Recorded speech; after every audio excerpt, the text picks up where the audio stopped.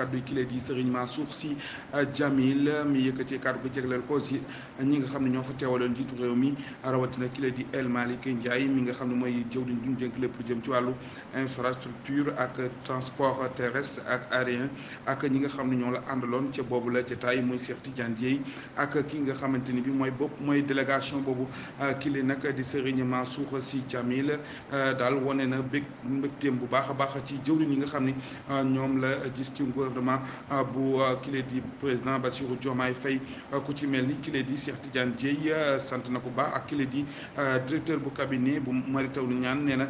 moom daal rafet na bu baax a baax seen i doxalin yu rafet ak yu jekk moom nag nee na xam na ci nguur gile ay nit ñoo xamante ni bii rek ay jëwriñ yoo xam ne ay liggéeykat dëgg la te mënuñoo lajj te de su leen seetaan sax ñu lajj ci leen ñu nañ góorgóorlu seen kéem kàttan ba kóolute gi xam ne Sénégal yi am nañ ko ci ñoom ñu am lu kawe seen njorto na ñeel ziar général fële ca Tiwaawoon ki lee di El Malick Ndiaye di jëwriñ ñu dénk lépp lu jëm ci wàllu transport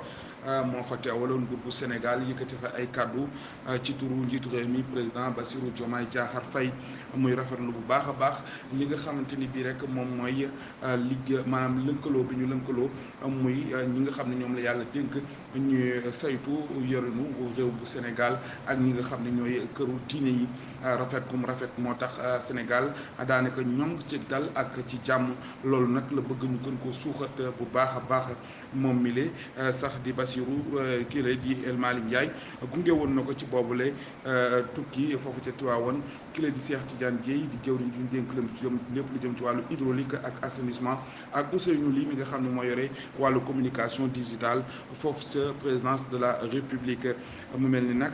juróomi digge yoo xam ni ki xalaatoon bi la ziyaare amaloon na ko daan nañ ko fay fësal muy Serigne Babacar Sy muy suñu diine ak suñu tarixa ak suñu métier ak suñu daayira ak suñu yoonu Tiwaawoon yëpp nag di wane jëfin wu rafet woo xamante ni bii rek day méngoo lool ak li nga xam ni moom la woote jamono ji muy njiitu réew mi muy jubal jubbanti ñu wax ci leneen ak kile di Bassirou Diomaye Faye ak génnam gi nga xam ni defoon na ko ci Touba ak ci Tiwaawoon mu mel ne am na ay rëq-rëq yu ci am ci wàllu protocole jëm ci doxalinu administration bi ñu sukkandikoo ci xëtu yëglekaay bi nga xam ni mooy les échos déplacement bu njiitu réew mi président Bassirou Diomaye Diakhar Faye ci diggante Touba ak Tiwaawoon mu mel ni kon wàllu administration bi leen wax ni ñi nekk ci gox-goxaan yi yëguñu boobu les déplacement mu mel ni kon njumte la jëm ci wàllu protocole wala lu ci mën a xew daal yëlekaay bi la di Les Échos moo ko xamle di xam ne ni nag moo xam gouverneur la moo xam préfet moo xam sous préfet ca yooyu la gox yëguñu benn yoon dikku ko njiitu réew mi foofu la mu mel ni kon dañ koy jaawale ak visite privée waaye li leen ci jaaxal mooy li nga xamante ni bi moom mooy délégation bi ànd ak moom ak waa RTS bi nga xam ne ñoo ko couvrir ak discours yi nga xam ni yëkkati nañ ko ca foofa ca ñaari bërëb yooyu nga xam ni fa lañ dem mu mel ni kon li ñu wax daal mooy ñi yore wàllu administration territoriale yëguñu boobule ngan ci Tiwaawoon ak Touba. mu mel ni kon déclaration de politique générale bu Elimane Diawrigne jur na coow nag ci digganteem ak waa Benno Bokk Yaakaar mi nga xam ne ñu ngi tudd sax li ñuy woowee motion de censure Bokk Yaakaar moom nag Benno 14-17 mu mel ni kon coow li tàmbali yëkkati ndànk-ndànk ci déclaration bu politique générale bu njiitu réew bu Elimane Diawrigne ki leen di Ousmane Sonko mu mel ni kon ki leen di président bu groupe parlementaire bu Benno Bokk Yaakaar moom nag nee na ñoom bàyyi nañ xel ci boobule déclaration ñu war ko amal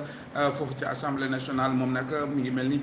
kuy tontu ki la di Moustapha Dieng Sarré mi nga xam ne yëkkati woon ay kàddu jëmale ko ci ñoom ñooñu di waa député yi fare ci Benno Bokk Yaakaar mel ni ku leen ni xupp waaye nag xam la ni moom Abdou Mbow ni daanaka sañ-sañu sartu ndeyu réew mi moo leen may ngir ñu jëfandikoo motion de censure ndax bokk na ci li nga xamante ni bii rek day tax ñu teg ay gët ci doxalinu boobule gouvernement mu mel ni nag kon li nga xamante ni bii rek moom mooy ki nga xam ni mooy Moustapha Sarré moom moo xamle woon ci benn émission boo xamante ni grand jury bu RFM xam ne ni daanaka du yàgg dara kii di Elimane Diawrigne dina dem fi nga xam ne mooy assemblée nationale def li nga xam ne moom mooy déclaration politique générale